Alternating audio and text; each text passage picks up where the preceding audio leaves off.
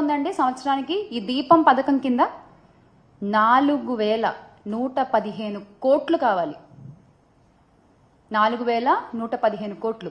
కానీ మీరు ప్రవేశపెట్టింది 800 చిల్లర. అంటే మీరు ఒక్కొక్కటే ఇద్దామనుకున్నారా? ఎగ్గొట్టేస్తామని తెలిసే మీరు ఇలాంటి హామీలు ఇస్తూ ఉంటారా? ఏం అడగరులే, ఏం పట్టించుకోరులే అని చెప్పి. అలాగే బస్సు ప్రయాణాల గురించి కూడా చెప్పుకోవాలి మనం ఇక్కడ. ఉచిత బస్సు మా మహిళలందరికీ, ఆహా ఎంత సంబరపడ్డారో ఆ రోజున. ఉచిత బస్సు మహిళలందరికీ చక్కగా ఫ్రీగా ఎక్కేసి అటు ఇటు మనకి ఎటు కావాలంటే వెళ్ళొచ్చు అనుకున్నారు. కానీ అది కాస్త దసరా అన్నారు, అదైపోయింది. తర్వాత దీపావళి అన్నారు, అదైపోయింది. ఆ తర్వాత నూతన సంవత్సరానికి అన్నారు, అదైపోయింది. సంక్రాంతి కూడా వచ్చేస్తోంది. ఇప్పుడేమో మీరు ఏప్రిల్ నుంచి అంటున్నారు మళ్ళీ. ఎందుకు అంటే ఒక ఉచిత బస్సు హామీని అమలు చేయడంలో ఇన్ని వాయిదాలు ఎందుకు? మా మహిళలకు ఇచ్చిన మాటని ఇన్నిసార్లు ఎందుకు పక్కకు జరుపుకుంటూ వస్తున్నారు? ఎందుకు పక్కన పెట్టేస్తూ వస్తున్నారు?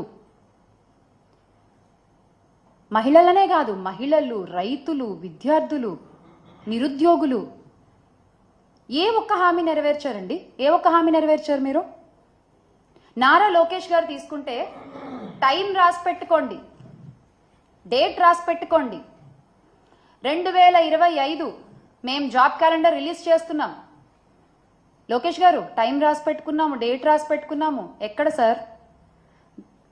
గౌరవ విద్యాశాఖ మంత్రి గారు ఎక్కడ జాబ్ క్యాలెండర్? ఒకసారి ఆ వీడియో కూడా చూద్దాం.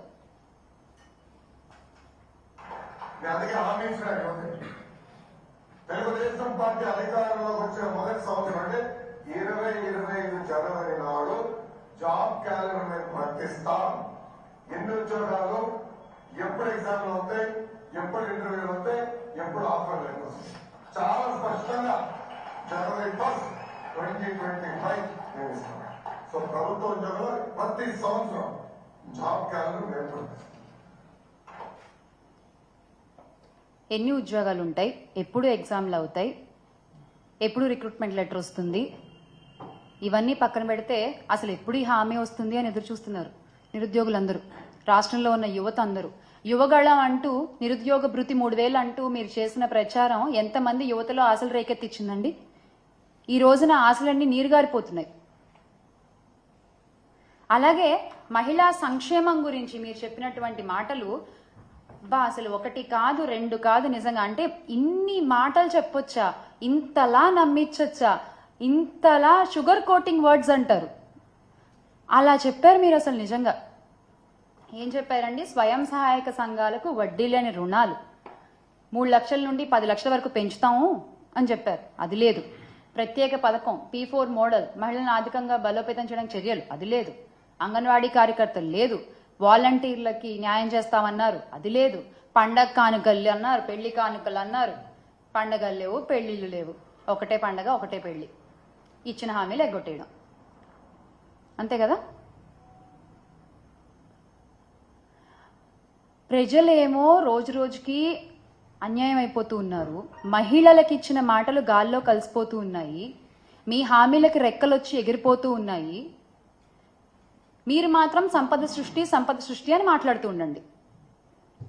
ఇన్నాళ్ళు సంపద సృష్టి అంటే రాష్ట్రానికి ఏమో అనుకుని పొరబడ్డాం మేము. కాదు, సంపద సృష్టి అంటే మీకు అన్న విషయం మాకు మొన్న తెలిసింది. Congratulations on being the richest CM గౌరవ ముఖ్యమంత్రి చంద్రబాబు నాయుడు గారు. సంపద సృష్టి అంటే ఇదా?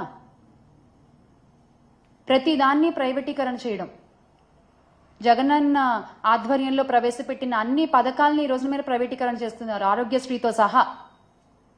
ఏంటండి అది? మహిళలంటే గౌరవం లేదు, యువతకి దారి చూపిద్దామన్న శ్రద్ధ లేదు, హామీలు నెరవేర్చుదామన్న ఆలోచన లేదు. ఏంటయ్యా అంటే మళ్ళీ అంటే ట్రోల్ సీజ్ ద షిప్ అంటారు. ముందు ఈ ప్రాబ్లమ్స్ అన్నిటినీ సీజ్ చేయండి సార్. ముందు ఇవన్నీ సీజ్ చేయండి, ఆ తర్వాత మనం మాట్లాడుకుందాం దేన్ని సీజ్ చేయాలో. ఇంతమందికి మీరు సమాధానం చెప్పాలి. ఇంతమంది మీ సమాధానం కోసం ఎదురు చూస్తున్నారు. వాళ్ళ తరఫున వైఎస్ఆర్ కాంగ్రెస్ పార్టీ ఖచ్చితంగా నిలబడుతుంది, ప్రశ్నిస్తుంది, అడుగుతుంది. ఖచ్చితంగా మళ్ళీ ఆంధ్ర రాష్ట్ర ప్రజలందరూ కూడా మా పార్టీ అధ్యక్షులు గౌరవ శ్రీ వైఎస్ జగన్మోహన్ రెడ్డి గారిని అధికారంలో కూర్చోపెడతారు. ఖచ్చితంగా we all will make Andhra great again with Jagan అన్న. జై జగన్.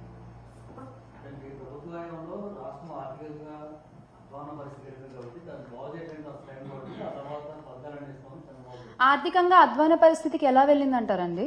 వాళ్ళు చేసినటువంటి తప్పుడు ప్రచారాలు కదా. శ్రీలంక అయిపోతోంది, ఆర్థిక సంక్షోభం వచ్చేస్తోంది అంటే ఇప్పుడు వీళ్ళు ఇచ్చిన మొత్తం హామీల లెక్క చూస్తే 74,284 కోట్లు ఒక సంవత్సరానికి కావాలి. ఎక్కడి నుంచి తెస్తారండి? ఏమనంటే కేంద్రం నిధులు ఇస్తే మేము చేస్తాము అంటారు. హామీలేమో ఇచ్చేది ఏపీలో, నిధులు మాత్రం మీకు కేంద్రం నుంచి కావాలా? అప్పుడు హామీలు ఏపీలో ఎందుకు ఇచ్చారు?